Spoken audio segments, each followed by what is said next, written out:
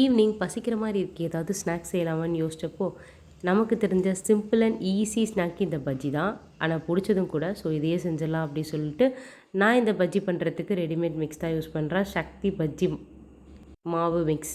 So ஃபஸ்ட்டெல்லாம் நான் என்ன சொல்வேன்னா, பஜ்ஜிக்கு போய் யாராவது ரெடிமேட் மிக்ஸ் வாங்குவாங்களா? அது ரொம்ப ஈஸி தானே, கடலை மாவு, அரிசி மாவு, மிளகாத்தூள் போட்டு நல்லா கலந்தா பஜ்ஜி வந்துட போகுது அப்படின்னு சொல்லிக்கிட்டு இருந்தேன்.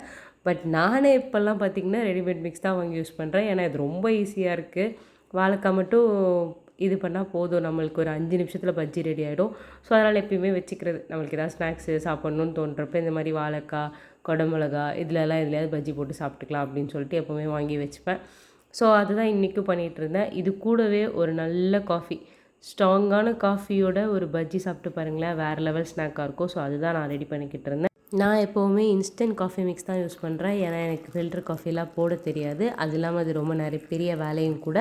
ஸோ அதனால் நம்மளுக்கு தெரிஞ்ச இந்த இன்ஸ்டன்ட் காஃபி தான். ஒரு கப்பு காஃபி போட்டுட்டு பஜ்ஜியும் சுட்டு எடுத்துகிட்டு மொட்டை மாடியில் போய் சாப்பிட்டா என்னன்னு சொல்லி எல்லாத்தையும் எடுத்துகிட்டு மொட்டை மாடி கிளம்பியாச்சு.